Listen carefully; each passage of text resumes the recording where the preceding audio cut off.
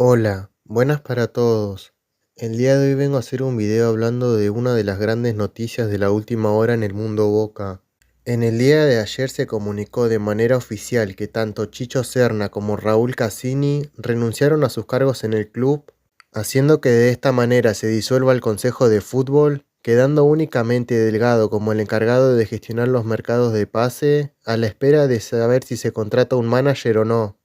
Lo siguiente que haré será ir repasando los 6 años desde que existe el Consejo de Fútbol en Boca e iré analizando año a año las contrataciones y salidas tanto de jugadores como de entrenadores. Y al final voy a dar mi opinión de lo que me pareció que fueron estos 6 años con el Consejo de Fútbol y también daré mi opinión de la decisión que tomó Riquelme el día de ayer. El Consejo de Fútbol llegó a Boca allá por finales de 2019, principios de 2020, con la victoria presidencial de Ameal junto con Pergolini y Riquelme de vices, siendo este último el encargado del área deportiva. En su primer año al mando, una de las primeras decisiones que gestaron fueron la salida inminente de Gustavo Alfaro y el arribo de Miguel Ángel Russo, que venía de un pobre paso en Alianza Lima y de otro paso irregular en Cerro Porteño, en donde había alcanzado los cuartos de final de la Copa Libertadores siendo eliminado por River en Paraguay. En cuanto al mercado de pases, solamente se incorporaron Paul Fernández y Carlos Zambranos provenientes del Cruz Azul y del Dinamo de Kiev respectivamente, mientras que en cuanto a las salidas, las principales fueron el retiro de Daniele De Rossi y la interrupción del préstamo de Alexis McAllister, que retornó al Brighton en ese enero. Una de las ideas de trabajo que tenía el Consejo de Fútbol era que todos los jugadores tenían que estar 100% centrados en jugar y en querer quedarse en Boca, lo que generó uno de los primeros conflictos, en este caso con Junior Alonso, que estaba a préstamo del Lille de Francia y por mayo del 2020 ya había comunicado su decisión de no querer continuar en la institución, pese a que Boca estaba decidido a hacer uso de la opción de compra ya establecida, lo que provocó que el jugador paraguayo sea uno de los primeros en irse en malos términos con la dirigencia, con varias declaraciones cruzadas entre el jugador junto a su entorno en contra de Riquelme y el Consejo de Fútbol. Una vez se reanudó el fútbol después de la pandemia y con la recta final de la Copa Libertadores en juego, se produjeron las llegadas de Diego González y Javi Martínez de manera libre, y mediante esta vía llegaba Edwin Cardona para su segundo ciclo en el club, además del retorno del arquero Agustín Rossi, que estaba a préstamo en Lanús. Mientras que a la ya mencionada salida de Junior Alonso, se le sumaron las ventas de Bebelo Reynoso al fútbol de los Estados Unidos y las salidas en forma de cesión de Iván Marcone y Marcelo Weigan al Elche y Gimnasia de La Plata respectivamente. En los meses finales del 2020, se produjo un nuevo conflicto con Paul Fernández y su representante, ya que no habían llegado a un acuerdo para la continuidad del volante y este último quedó colgado los meses finales de su contrato hasta que finalice su préstamo, haciendo que de esta manera sea otro jugador que se marche enemistado con el Consejo de Fútbol. Con todas las ligas teniendo que recuperar el tiempo perdido por la pandemia, para el 2021 el año empezó con la dura eliminación contra el Santos por la Copa Libertadores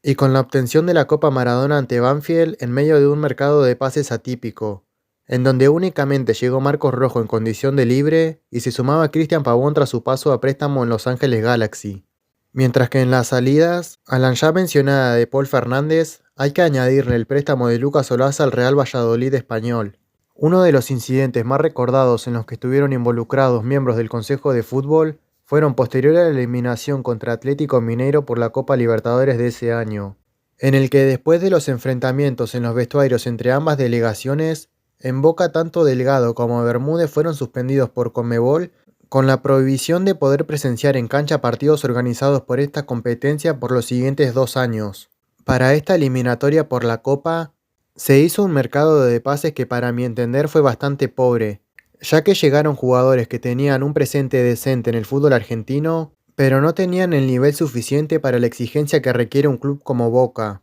Las contrataciones fueron Nicolás Orsini y Ramírez, que llegaron de Lanús y San Lorenzo respectivamente, mientras que en conjunto llegaron Briasco y Rolón procedentes desde Huracán. Quizás el más destacado fue el arribo de Advíncula desde España, que le costó en los primeros meses, pero es el único que para mí más se destacó de estos jugadores. Mientras que las bajas ese año fueron varias por finalización de contrato, como lo fueron las de Manuel Mas, Leonardo Jara, de mutuo acuerdo la rescisión de contrato de Mauro Zárate y la más recordado la de Buffarini, que en diciembre de 2020 se había lanzado un comunicado diciendo que el lateral no iba a continuar en el club una vez finalizado su vínculo, y tanto el jugador como su representante se intercambiaron declaraciones con miembros del Consejo de Fútbol por la manera en la que se terminó dando la salida del lateral. Otras salidas en ese mercado fueron las de Capaldo y Andrada al extranjero, y una de las más sensibles como fue la de Carlos Tevez, que decidió retirarse después del fallecimiento de su padre.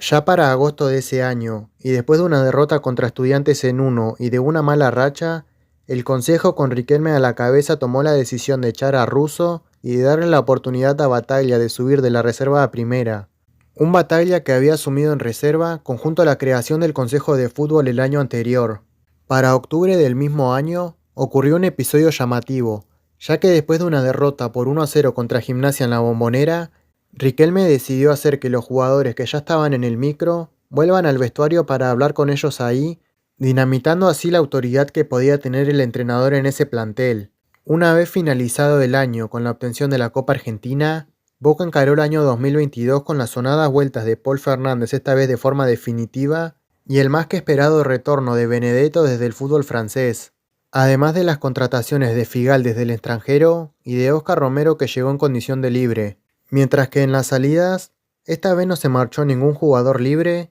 y estas fueron las salidas de Lisandro López al fútbol mexicano, y a Cardona se le venció el préstamo que no fue renovado y volvió al Tijuana para posteriormente irse a jugar a Racing. A finales de febrero de ese año ocurrió el cruce entre Almendra y Bataglia, en la que el jugador enfrentó al DT con comentarios menospreciando su trabajo y en donde tuvo que intervenir el Consejo de Fútbol colgando al jugador. Pese a posteriormente haber jugado algún partido en la reserva, el jugador ya tenía decidido irse del club una vez finalice su vínculo en junio de 2023. Otro de los conflictos más sonados ese año fueron la de la renovación de Cristian Pavón, ya que el club quiso renovarle, pero su representante quería buscarles mejores ofertas desde el extranjero, lo que conllevó a no llegar a un acuerdo desde lo contractual, haciendo que el jugador quede colgado en todo el primer semestre del 2022 hasta que finalizó su contrato. Con la obtención de la Copa de la Liga ante Tigre y con el choque contra Corinthians por los octavos de la Copa en el horizonte, Boca se reforzó con la llegada de Facundo Roncaglia y Sergio Romero en condición de libre, además de conseguir el préstamo de Payero por un año desde el fútbol inglés. Mientras que conjunto con la mencionada salida de Pavón, hay que agregarle la venta de Gastón Ávila al fútbol belga, Campuzano salió a préstamo a Turquía y una baja un poco más sensible fue la del Toto Salvio que quedó libre, tras no aceptar la baja salarial que le ofreció el club, y este terminó aprovechando una mejor oferta para irse a jugar al fútbol mexicano. Una vez finalizado el mercado de pases, ocurrió uno de los conflictos más grandes que tuvo el Consejo de Fútbol desde que está en Boca, que fue aquel recordado episodio por la pelea de los premios con los referentes del plantel,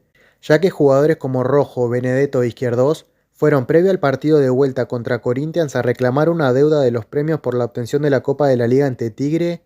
que generó una gran discusión entre dirigentes y jugadores que amenazaron con no concentrar para el partido y que sumada a la posterior eliminación de la Copa y declaraciones de Bataglia criticando la planificación deportiva, acabaron con el entrenador afuera y con Izquierdo siendo apartado del plantel hasta que rescindió su contrato para irse al fútbol español. Ya con Ibarra como DT interino tras la salida de Bataglia, los conflictos no cesaron, ya que en agosto y después de largos intentos de renovación, se confirmaba que Agustín Rossi no iba a continuar en Boca una vez finalizado su contrato, ya que según se dijo desde la dirigencia las pretensiones del arquero eran muy elevadas y ponían en riesgo la economía del club.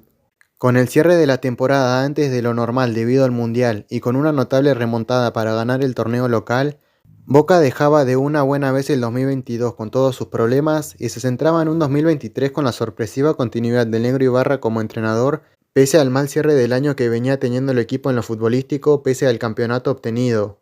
Las altas más importantes en ese mercado fueron los préstamos de Bruno Valdés y de Miguel Merentiel desde el América y Palmeiras respectivamente, además de la vuelta de Lecky Fernández y Valentini que estuvieron cedidos en el 2022. Mientras que las bajas más sonadas fueron las de Agustín Rossi, que si bien le quedaban 6 meses más de contrato, el arquero ya tenía un preacuerdo con el Flamengo y pasó los primeros 6 meses del año a préstamo en el Al-Nassr hasta incorporarse al cuadro brasileño. Y otra de las bajas importantes fueron las del peruano Carlos Zambrano, que de mutuo acuerdo rescindió su contrato y volvió al fútbol de su país. A finales de marzo se produjo un hecho que creo que con algo más de planificación e inteligencia se pudo haber ahorrado, que fue el despido de Hugo Ibarra después de haber ganado la Supercopa Argentina Patronato, pero venía arrastrando una serie de malos resultados que acabaron con el DT afuera. Ya con Almirón como DT, volvieron los problemas en el talón de Aquiles de esta dirigencia, que son las renovaciones de contrato. Ya que con el transcurso de esa edición de la Copa Libertadores y con un nivel destacado del Colo Barco,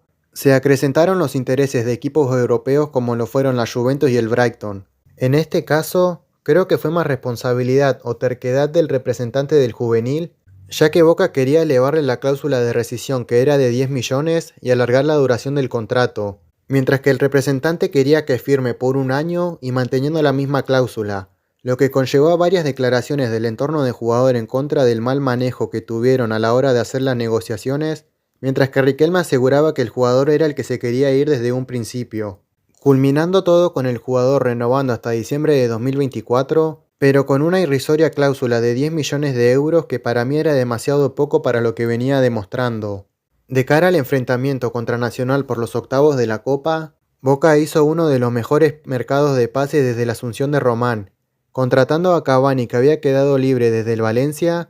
además de la compra de Hanson y Lucas Blondel a Vélez y Tigre respectivamente, y las llegadas de Sarachi y Bullaude a préstamo desde el exterior, mientras que varias de las bajas fueron las finalizaciones de los contratos del anteriormente mencionado Almendra y la rescisión de contrato de Oscar Romero, que quedó con el pase en su poder, además de las 3 salidas de jugadores de la reserva como lo fueron Varela y Vázquez al fútbol europeo, y Agustín Sández se marchó a Rosario Central. Con la derrota en la final de la Copa Libertadores ante Fluminense en el Maracaná, el Consejo de Fútbol despide a Almirón después de tan solo 7 meses de trabajo, dejando el equipo en manos de Ron, que tenía la tarea de terminar el año de la mejor manera en la Copa de la Liga e intentar clasificar a la Copa Libertadores del año siguiente. En lo institucional recién volvieron a haber varios problemas cuando surgieron problemas con las fechas de las elecciones y demás, pero quiero centrarme en lo que ocurre en el ámbito deportivo, por lo que dejaré de lado todos estos temas relacionados a la política. Después de un año bastante tranquilo en cuanto a polémicas o conflictos a diferencia de los anteriores, en 2024 y con la participación en la Copa Sudamericana tras no clasificar a la Libertadores del año, se contrató a Diego Martínez como entrenador después de unos buenos pasos en Tigre y Huracán, además de las contrataciones de forma permanente de Miguel Merentiel.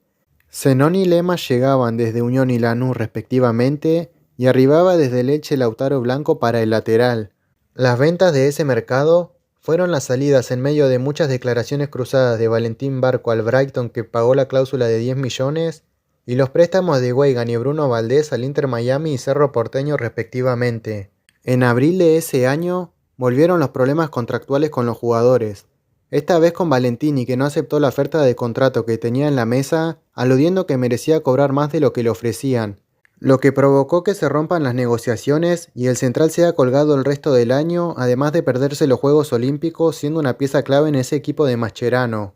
Una vez finalizada la fase de grupos de la Copa Sudamericana, Boca necesitaba elevar el nivel competitivo para afrontar de mejor manera la recta final del año.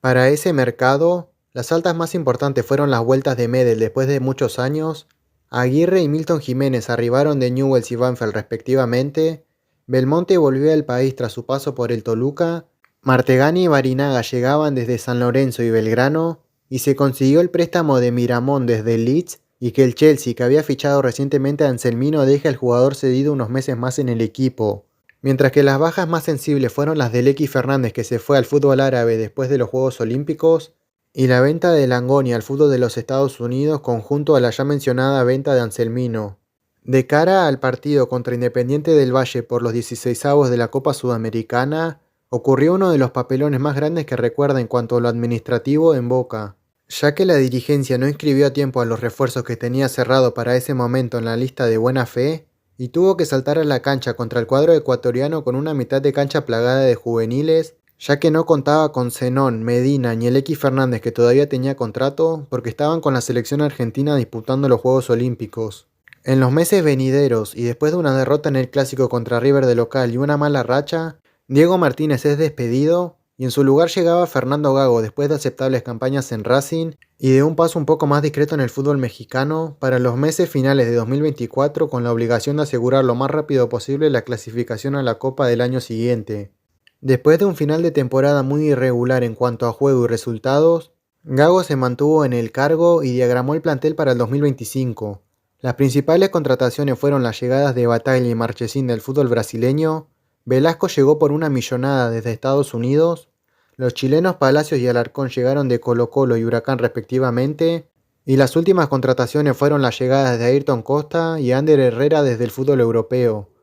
Mientras que las salidas más importantes fueron la gran venta de Medina a Estudiantes por 15 millones y las salidas en condición de libre de Paul Fernández, Gary Medel y Valentini que estaba colgado. Desde lo futbolístico, el equipo de Gago ganaba más de lo que convencía, pero ante el golpazo de la temprana eliminación de la Copa ante Alianza Lima en segunda ronda y la posterior derrota en el Clásico contra River, provocaron un nuevo despido de un entrenador, esta vez solo 6 meses después de su contratación.